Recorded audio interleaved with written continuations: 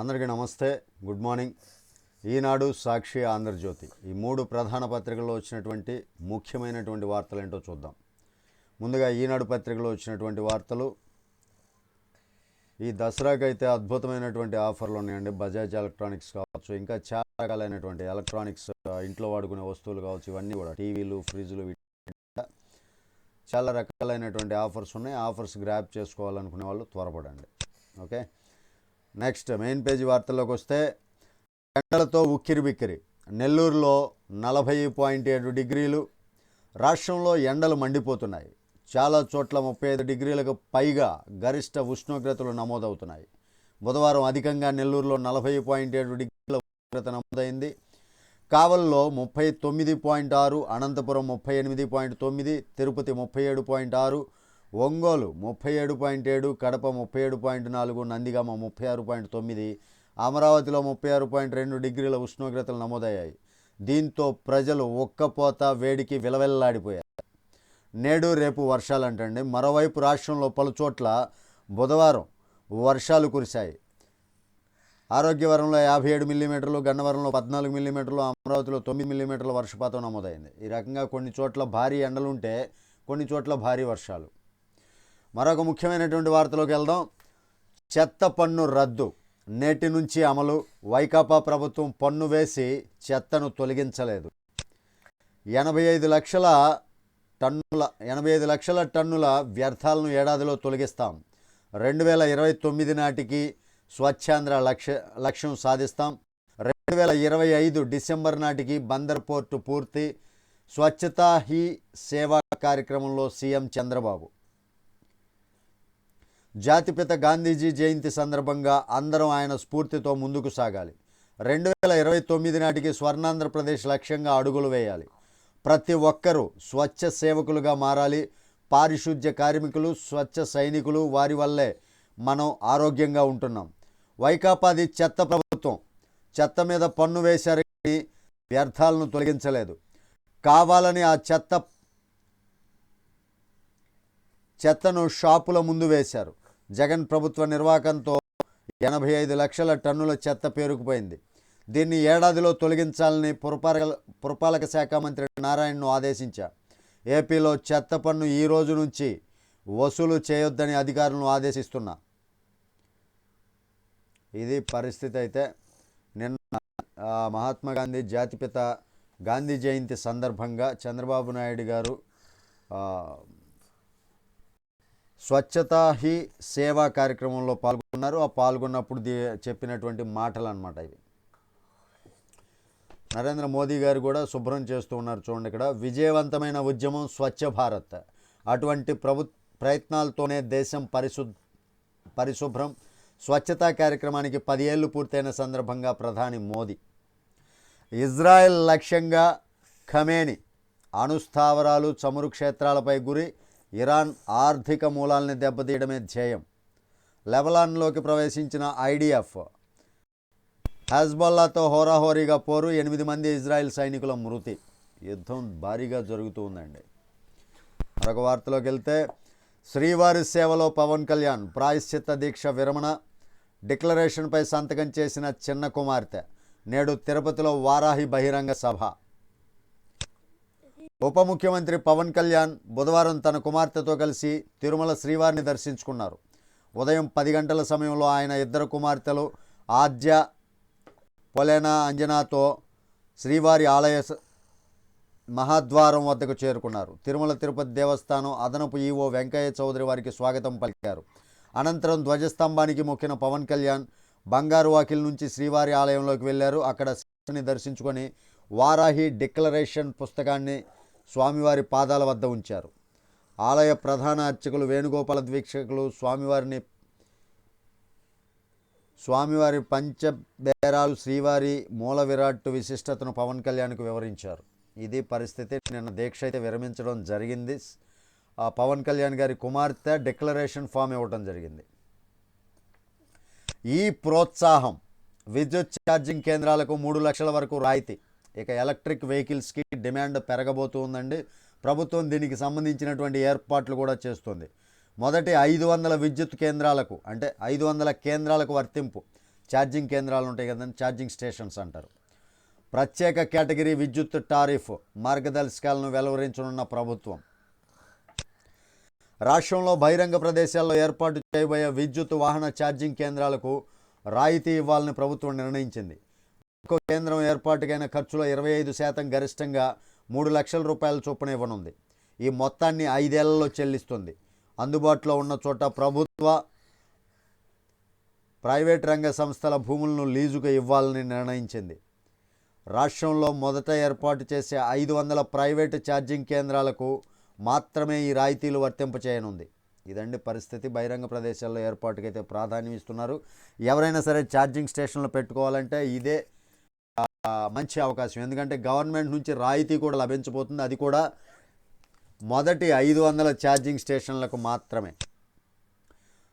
లోపల పేజీల్లో వార్తలు చూసినట్లయితే ప్రవీణ్ ప్రకాష్కు 4 రోజుల జైలు శిక్ష. ఇంటర్ బోర్డు మాజీ కార్యదర్శి శేషగిరి బాబుకు సైతం ఇందులో శిక్ష అయితే వేయటం జరిగింది. ఇద్దరికీ 2,000 రూపాయల చొప్పున జరిమానా.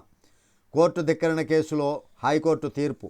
అప్పీల్కు వీలుగా తీర్పు అమలు 4 వారాలు నిలుపుదల. ఇదే పరిస్థితి. ఏఆర్ డైరీ టెండర్లో తిరకాసులు ఎన్నో. మొదట కిలో నెయ్యి 426కి ఇవ్వలేనన్న డైరీ తర్వాత 320కి ఎలా ఇచ్చింది? టెండర్ నిబంధనల్ని అడ్డగోలుగా ఎందుకు మార్చారు? తెదేపా నేత ఆనం వెంకటరమణారెడ్డి ధ్వజం. ఇది లోపల పేజీల్లో వార్త. మరొక వార్తలోకి వెళ్తే వామ్మో 24% మంది డొమ్మ. పాఠశాలలకు భారీగా గైర్హాజరవుతున్న విద్యార్థులు. వీరందరూ రికార్డుల్లోనే ఉన్నారా? బడులకు వచ్చేవారైనా? హాజరుపై చర్యలు తీసుకోవాలని మంత్రి లోకేష్ ఆదేశాలు. ఇది పరిస్థితి. 3 నెలలు దాటినా 301 కోట్ల రూపాయలు ఇవ్వలేదు. వానల ముందు ప్రతిపాదనలకు వరదలు ముంచెత్తినా దిక్కులేదు. జలవనరుల శాఖలో ఆగిన అత్యవసర పనులు ఎప్పటికీ దక్కని పాలనామోదం. ఇది పరిస్థితి.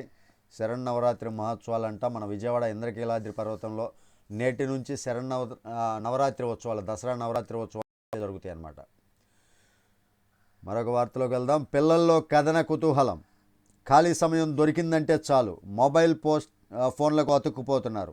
పిల్లల చదువుపై దృష్టి సారించలేకపోతున్నారు.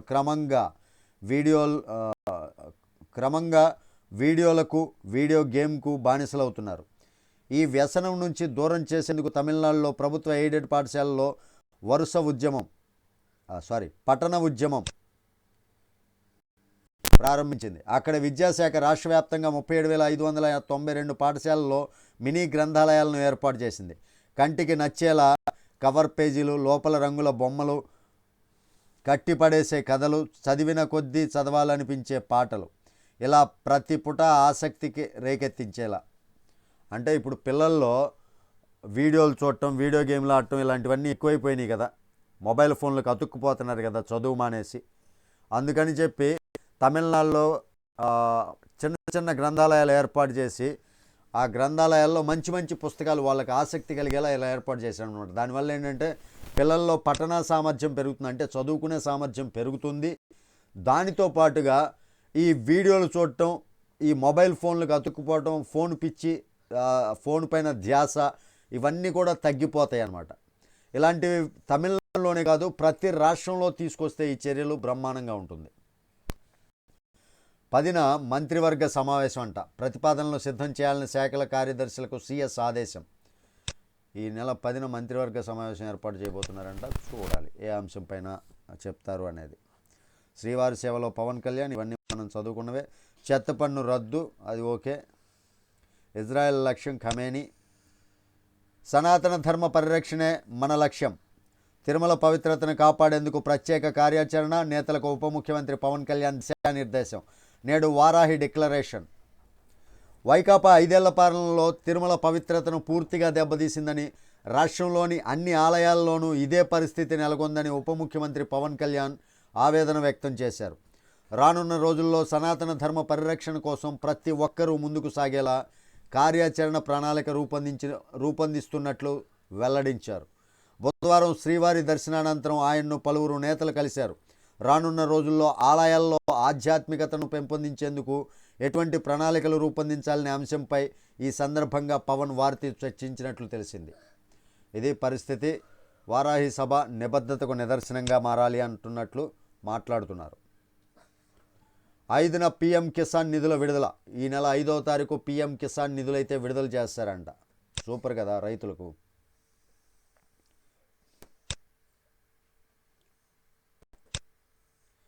దిద్దుబాటులో వెనుకబాటు.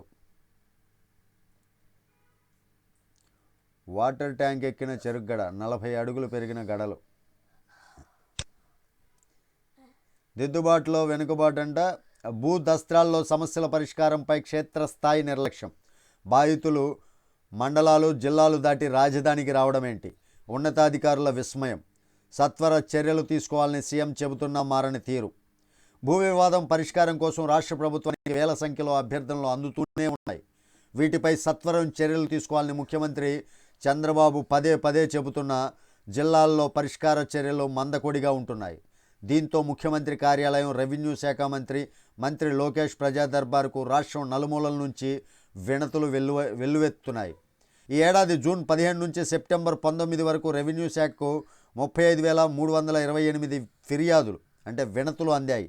ఇందులో 66.52% ఫిర్యాదులు రెవెన్యూ, భూ రికార్డులు, పట్టాదారు పాస్ పుస్తకాల్లో పేర్లు, సర్వే నెంబర్ల నమోదులో దొర్లిన తప్పులు, సరిదిద్దుకునేందుకు స్థలాల ఆక్రమణ ఇవన్నీ కూడా ఫిర్యాదుల రూపంలో చాలా వస్తున్నాయంట.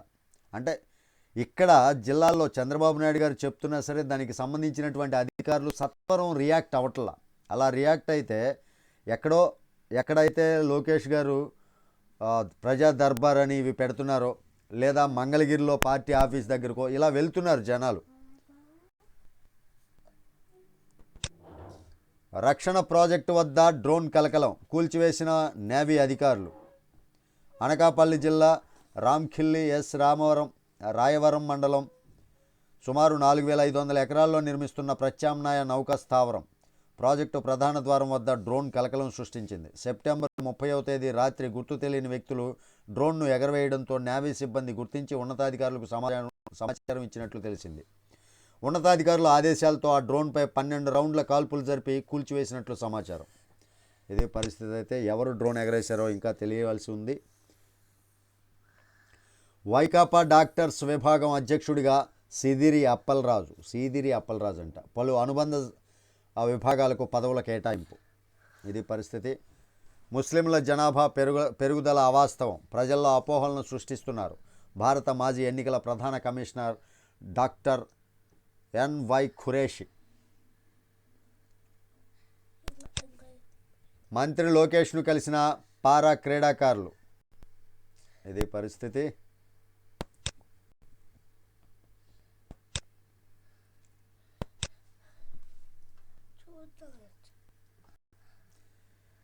మంచు దెబ్బల నుంచి మంటల్లోకి. భారత వాయుసేన సైనికుడికి 56 ఏళ్ల తర్వాత అంత్యక్రియలు. 56 ఏళ్ల తర్వాత అంత్యక్రియలు అంటండి. చూడండి మరి. 5 దశాబ్దాల కిందట వీరమరణం పొందిన భారత వాయుసేన సైనికుడు మల్ఖాన్ సింగ్ పార్థివ దేహానికి బుధవారం సాయంత్రం ఆయన స్వగ్రామమైన ఫతేపూర్లో అంత్యక్రియలు జరిగాయి. ఉత్తరప్రదేశ్లోని సహారన్పూర్ జిల్లాలో ఈ అసాధారణ ఘటన చోటు చేసుకుంది. 1968లో మల్ఖాన్ సింగ్ బృందం ప్రయాణిస్తున్న ఎయిర్ ఫోర్స్ విమానం AN-12 రోహ్తంగ్ పాస్ వద్ద ప్రమాదానికి గురైంది. మంచుకొండల్లో నాడు గల్లంతైన మల్ఖాన్ సింగ్ శరీరం ఇటీవల ఇండియన్ ఆర్మీకి చెందిన డోగ్రా స్కాట్స్ గాలింపుల్లో బయటపడింది. ఇది పరిస్థితి. 56 ఏళ్ల తర్వాత దొరికిందంట మంచుకొండల్లో ఇరుక్కుపోయినటువంటి పార్థివ దేహం. కంబోడియా ఉచ్చు నుంచి 60 మంది భారతీయులకు విముక్తి. న్యూజిలాండ్ వీసా రుసుముల మోత. విజయవంతమైన ఉద్యమం స్వచ్ఛ భారత్. దీని గురించి ఇందాక చెప్పాను కదా. ఇజ్రాయెల్కు అమెరికా సాయం.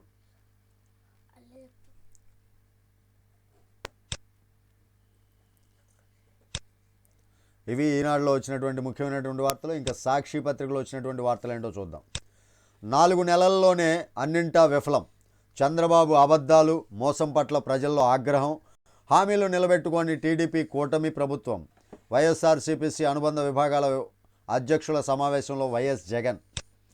అసలు వైఎస్ జగన్ వాస్తవంగా ఒక మాట మాట్లాడుకుంటే జగన్మోహన్ రెడ్డి ఏమి హామీలు నెరవేర్చాడు? మద్యపాన నిషేధం అన్నాడు, జీపీఎస్ రద్దు, జీపీఎస్ రద్దు ఇలాంటివన్నీ చెప్పాడు కదా. ఎక్కడైనా సరే పోలవరం ప్రాజెక్టు పూర్తి అన్నాడు, ఇవన్నీ ఎక్కడా పూర్తి చేయాలి. ఆయన ఇచ్చింది ఏంటంటే కేవలం సహాయం కింద కొన్ని ఇవి ఉంటాయి కదండి పథకాలు, ఈ పథకాలు మాత్రం కొన్ని ఇచ్చాడు. వాటిలో కూడా దోపిడీ జరిగింది, దానిపైన కూడా కూపి లాగుతూ ఉంది ఇప్పుడు కూటమి ప్రభుత్వం. ఇది పరిస్థితి. అబద్ధాలతోటి వీళ్ళు ఎప్పుడు కూడా ప్రజల్ని మోసం చేసే ప్రయత్నం చేస్తూనే ఉన్నారు. సాక్షి పత్రిక కావచ్చు, జగన్మోహన్ రెడ్డి కావచ్చు. యుద్ధ భయం అది. ప్రతి విద్యార్థికి ప్రత్యేక నెంబర్. ఆధార్ తరహాలో అపార్ పేరుతో ఒకే దేశం ఒకే ఐడికి కేంద్రం శ్రీకారం. స్కూల్ నుంచి యూనివర్సిటీ వరకు అదే నెంబర్ కేటాయింపు. ఎక్కడున్నా ఏం చదువుతున్నా ట్రాకింగ్. తొలి విడతలో 9 నుంచి 12 తరగతుల విద్యార్థులకు అమలు. రాష్ట్రంలో 18 లక్షల మంది నమోదుకు పాఠశాల విద్యాశాఖ కసరత్తు. అపార్ అని చెప్పి ప్రతి విద్యార్థికి కూడా ఒక ఐడి కార్డు ఇవ్వబోతూ ఉన్నారంట. అదే ఎక్కడ చదువుతున్నా ఐడి కార్డుతోనే గుర్తింపు లభిస్తుందన్నమాట. స్వచ్ఛ సేవకులుగా మారండి. 2029 నాటికి స్వచ్ఛ ఆంధ్రప్రదేశ్ని 2047 నాటికి స్వర్ణాంధ్రప్రదేశ్ లక్ష్యంగా పనిచేద్దామని చెప్తున్నారు. ఇసుక బంద్. రాష్ట్ర వ్యాప్తంగా అన్ని ఇసుక యార్డులు ఖాళీ. అన్ని జిల్లాల్లో తీవ్రంగా మారిన ఇసుక కొరత. చేతులెత్తేసిన చంద్రబాబు సర్కార్. తప్పుడు వార్తలు, తప్పుడు రాతలతోటి ఇంకా మారలేదు. చౌకబారు రాజకీయం. అక్కినేని కుటుంబాన్ని ప్రస్తావిస్తూ కేటీఆర్పై మంత్రి కొండా సురేఖ అనుచిత వ్యాఖ్యలు. సమంత విడాకులు, డ్రగ్స్, ఫోన్ ట్యాపింగ్తో బ్లాక్మెయిల్ ఆరోపణలతో కలకలం. సురేఖ మాటలు సరికాదంటూ రాజకీయ సినీ ప్రముఖుల నుంచి విమర్శలు. రాజకీయాల కోసం సినీ పరిశ్రమ మహిళలపై దుష్ప్రచారం చేయొద్దంటూ మండిపాటు.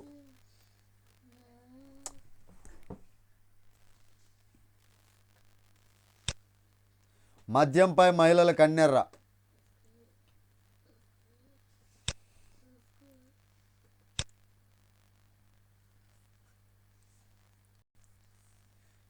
తూర్పుగోదావరి టీడీపీలో ఎమ్మెల్సీ గోల. ఎమ్మెల్సీ టికెట్ కోసం 3 నేతల పోటీ. కాకినాడ జిల్లా నుంచి పోటీలో పిల్లి సత్యబాబు, కోనసీమ జిల్లా నుంచి పేరాబత్తుల రాజశేఖర్, తూర్పుగోదావరి నుంచి రేసులో మాజీ మంత్రి జవహర్. మరికొందరు బరిలోకి రావచ్చు అంటున్న పార్టీ వర్గాలు. ఓహో, అవునా? సనాతన ధర్మం గురించి తెలియని నట్లు ప్రచారం చేస్తున్నారు.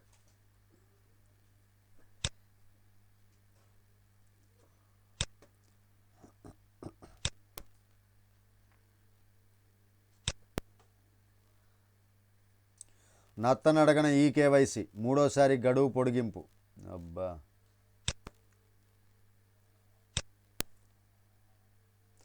ఇవి సాక్షిలో వచ్చినటువంటి చెత్తరాతలు. ఇక ఆంధ్రజ్యోతిలో వచ్చినటువంటి వార్తలను చూద్దాం ఒకసారి. శ్రీవారి బ్రహ్మోత్సవాలకు నేడు అంకురార్పణ. గనుల ఘనుడు బేర్. గనుల ఘనుడు బేర్ అంట. బలైపోయాడని వాపోతున్న గనుల వెంకటరెడ్డి. అంటే బేర్ అంటే ఏడుస్తున్నాడు అని అర్థం అండి. గనుల ఘనుడు బేర్ అంటే ఏడుస్తున్నాడు అనమాట. బలైపోయాడని వాపోతున్న గనుల వెంకటరెడ్డి. బకరా బాగా విన్న పదం. బలిపశువు బకరా కంటే ఎక్కువ స్థాయి. పోలార్ బేర్ అంటే ధ్రువపు ఎలుగుబంటి. బకరా బలిపశువుకు మించిన బడా బాధితుడన్నమాట. ఇది ఎవరో చెప్పిన మాట కాదు. ఏసీబీ అరెస్టు చేసిన గనుల ఘనుడు వెంకటరెడ్డి ఇప్పుడు ఇలా వాపోతున్నారట. వైసీపీ పెద్దలు తనను సోలార్ బేర్లా మార్చేశారని, ఎరవేసి వాడుకున్నారని ఆక్రోశిస్తున్నారట. డిప్యుటేషన్పై వచ్చి సోలార్ బేర్లా ఇరుక్కుపోయానని 850 కోట్ల ఎన్ఓసి ఇచ్చే స్థాయి నాకుందా, సూత్రధారులు వేరే అని పరోక్షంగా వెల్లడించారట. ఇవి కొన్ని విషయాలు అయితే బయటపడుతూ ఉన్నాయి గనుల విషయంలో. చెత్త పన్ను రద్దు. 5 ఏళ్ళ చెత్త తీయకుండానే పన్నేశారు. సీఎం పవన్ దీక్ష విరమణ. నేను సీఎం సీట్లో ఉంటే ప్రజలకు మేలు.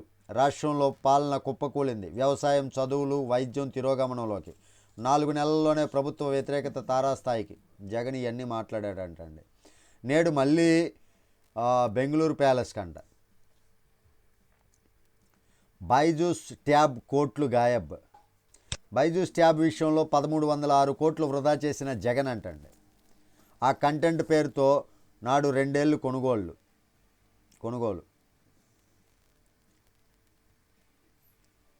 బైజూస్ పేరుతో మోసం జరిగిందని అప్పట్లోనే చాలామంది ఆక్రోశించారు కూడా. అది బయటకు వస్తుంది. ఆర్ఎండ్బిలో సర్వం సారే. మంత్రికి తెలియకుండానే ముఖ్య కార్యదర్శి మంత్రాంగం 290 కోట్ల రూపాయల రోడ్ల మరమ్మతు పనులకు అనుమతులు. ఈఎన్సీతో కలిసి కీలక నిర్ణయం. మంత్రికి కనీసం ఫైల్ కూడా పెట్టని వైనం. ఆరా తీసిన ముఖ్యమంత్రి కార్యాలయం ముఖ్య కార్యదర్శిపై చర్యలకు సిద్ధం. వివరణ కోరుతూ ఈఎన్సీకి మంత్రి మెమో. ఇది పరిస్థితి. అయితే ఇది మరో ఉద్దానం. ఎన్టీఆర్ జిల్లా ఏకొండూరు, గంపలగూడెం మండలాల్లో వేలల్లో కిడ్నీ వ్యాధి కేసులు. నీరు కాదు విషం తాగుతున్న బాధితులు. అక్కడ మరో ఉద్దానం అవుతుంటాయి.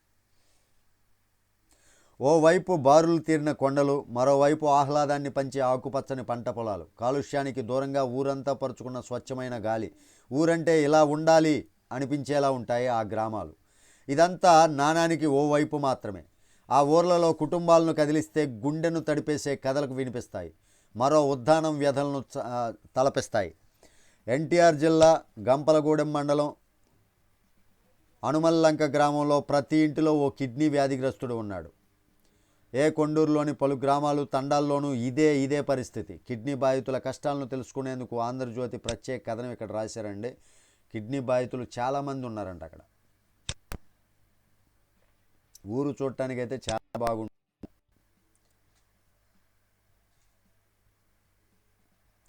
పిల్లల ట్యాబ్ కోట్ల రూపాయల గాయ. 1300 కోట్ల రూపాయలు వృధా చేసిన జగన్. బైజూస్ కంటెంట్ పేరుతో నాటి వైసీపీ ప్రభుత్వం 1306 కోట్లు వృధా చేసింది. 2 ఏళ్ల పాటు ఆనాడు విద్యార్థులు టీచర్లకు ఇచ్చిన 3,52,925 ట్యాబ్లు ఎక్కడున్నాయో అర్థం కాని పరిస్థితి నెలకొంది. ఇన్ని లక్షల ట్యాబ్లు నాడు పంపిణీ చేయగా ఇటీవల 10వ తరగతి విద్యార్థులకు సిబిఎన్ఈపై అంచనా పరీక్ష కోసం 77,000 ట్యాబ్లు ఏర్పాటు చేయడానికి నానా తంటాలు పడ్డారు. మరి ఇవన్నీ ఎక్కడికి వెళ్ళినాయి ఈ ట్యాబ్లు? నిజంగానే అవన్నీ కూడా ఆరా తీస్తారు, వదిలిపెట్టరు. ఎందుకు వదిలిపెడతారు? నేటి నుంచి శరన్నవరాత్రి బ్రహ్మోత్సవాలు చాలా గ్రాండ్గా జరుగుతాయండి విజయవాడలో. పాల్గొనే వాళ్ళు ఎవరైనా ఉంటే పాల్గొనవచ్చు. అయినా చిన్నారి దక్కలేదు. 11 పోలీసు బృందాలు జల్లెడ పట్టినా ఫలితం శూన్యం. చెరువులో మృతదేహం లభ్యం. 4 రోజుల క్రితం అదృశ్యమైన అస్మియా. 5 ఏళ్ల చిన్నారి కోసం 4 డిఎస్పీలు, పలువురు సిఐలు, ఎస్ఐలు, నిపుణులతో కూడిన 11 పోలీసు బృందాలు 4 రోజులుగా రేయింబవళ్లు గాలించాయి. 2 డాగ్ స్క్వాడ్ బృందాలు రంగంలోకి దిగి వీధి జల్లెడ పట్టాయి. అయినా చిత్తూరు జిల్లా పుంగునూరులో 6 ఏళ్ల చిన్నారి అదృశ్యం కేసు విషాదాంతమైంది. 4 రోజుల క్రితం కనిపించకుండా పోయిన చిన్నారి అస్మియా 6 సంవత్సరాలు బుధవారం సమ్మర్ స్టోరేజ్ ట్యాంకులో విగతజీవిగా కనిపించింది.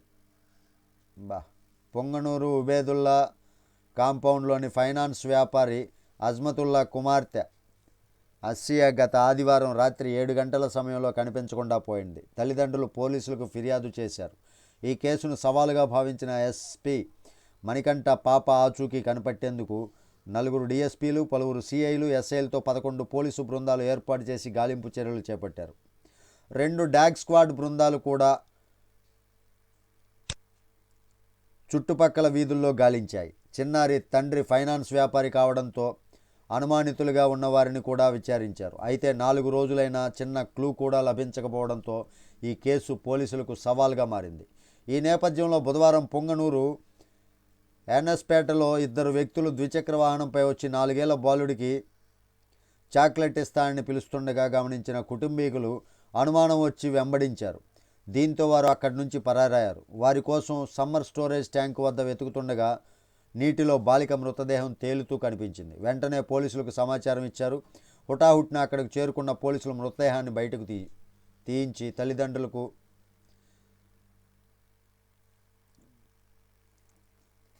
తల్లిదండ్రుల సాయంతో అది అస్మియాదిగా నిర్ధారించారు. ఇదండి పరిస్థితి. పాపం లాస్ట్కి అది ఏం జరుగుతుంది, ఎవరు కిడ్నాప్ చేశారో కూడా తెలియకుండా పోయింది. దాని మీద విచారణ ఇంకా కొనసాగిస్తూనే ఉన్నారు. చూద్దాం. ఇది పరిస్థితి. 3 పత్రికల్లో వచ్చినటువంటి ముఖ్యమైనటువంటి వార్తలు ఇవి. ఈ వీడియో మీకు నచ్చితే ఖచ్చితంగా లైక్ చేయండి, ఛానల్కి సబ్స్క్రైబ్ చేయండి. Thank you. జై హింద్.